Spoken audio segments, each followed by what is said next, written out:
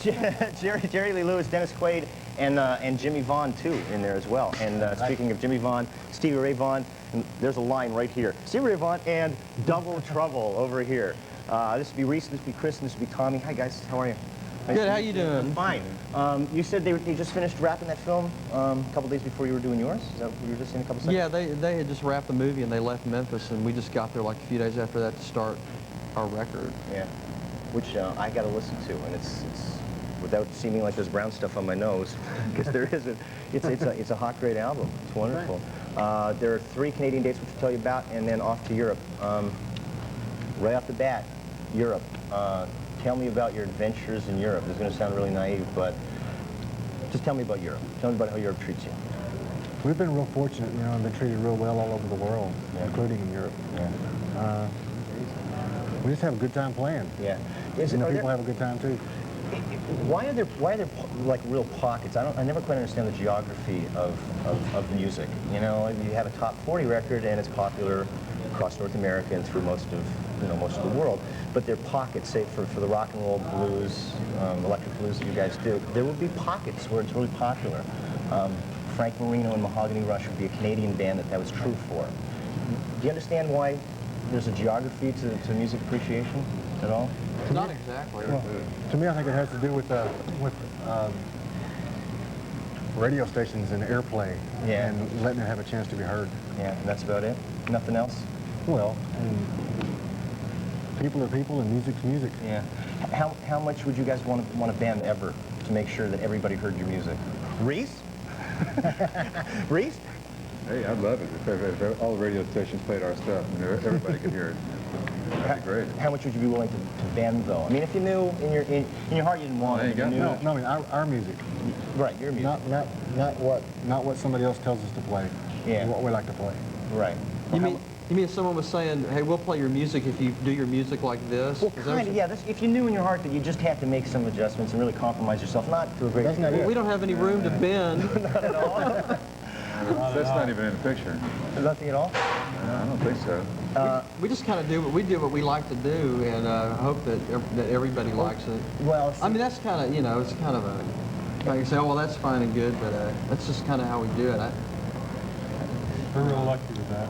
You're lucky with that. I mean, that's what it ends up being, because there'd be a lot of artists that would sit in here and go, we do the same thing, but they don't have the popularity that you guys do. So I guess we play it the way we want to. You know, that's we're happy with the way it is right now.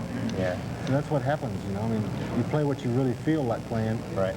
And play it the way you want to play it, and it sounds like it, and people respond to that because it's not just a formula; it's real. Right. What has happened from Texas Flood, the first album till now? Because you're doing like R&B and electric roots rock and all that stuff. What has happened from Texas Flood until this album, the latest one? Well, got older. Yeah, not much. I'm sure you got that time warp thing together. What's happened? How have things changed for you musically? I think we just become influenced over the years, just like we always have since we first started playing. It's just as you get influenced by different things, your music changes. Your hair changes, your clothes change. Right. Well, that's a good question. I can't see there's a lot of stuff that you could look for inspiration. I mean, when you're at the top of the heap, it must get a lot. When you're learning, right? Everything you see and hear goes. It's like you're learning like this, and all of a sudden, when you reach the top, it must be so much harder to find something to influence you. I'm still learning myself, and I hope to God I always am. Yeah. Who do you learn from? What do you look to? Everybody I listen to, or everybody I hear. Yeah. I mean, even if I don't like it, I'll learn from it. Yeah. I feel like you never stop learning or growing. You're always looking for your direction. You're always following your path. Right. And you're always growing, and we're still growing as a band.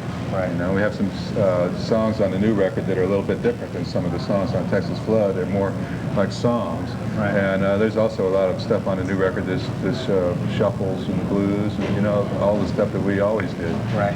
And but everything is kind of in going the direction of us that we play. Okay. We're also much better musicians now, I think, than our earlier albums. Believe it or not, I think I'm a better VJ too. I'm not sure. But anyway, we're going to talk more with Stevie Ray Vaughan and Double Trouble, but here's a little taste of them as you know them well. Here's Cold Shot, much music. Again, for the functionally illiterate, Stevie Ray Vaughan and Double Trouble and Cold Shot. If you couldn't read it off the screen, the band's in here for some chatting. This is a standard stock question. I want to ask it. If there was anything right now that you wish you'd learned earlier on in your career, what would it be? Something you know now you wish you'd learned earlier in your career. Stop fooling around so much. What do you mean, like playing? Oh. Goofing? I don't know, there's a lot of things you figure out as you get a little older, you know, and you kind of narrow things down to what's important. And Yeah, specific. I guess you I got a specific one. I mean, for me, I wish I'd have known that staying fueled up by crap, you know, out of a bag or a bottle was gonna play out as soon as it would. Yeah. I would have left it alone in the first place. Right. yeah, there you go. Yeah, the same goes for myself. Grace? Yeah, for me, one of the things that I do now is try to get out and about in each city that we go to.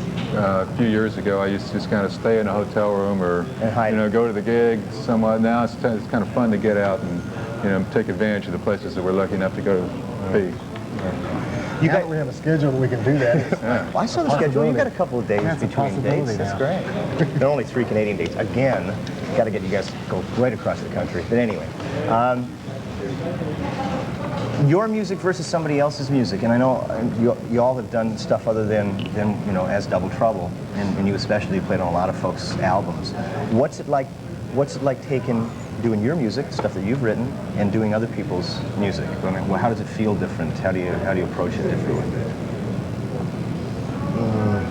I don't know about on other people's stuff. It's just kind of like go in and have fun. On our stuff, it's for me, I'm a lot closer to it. You know? Yeah.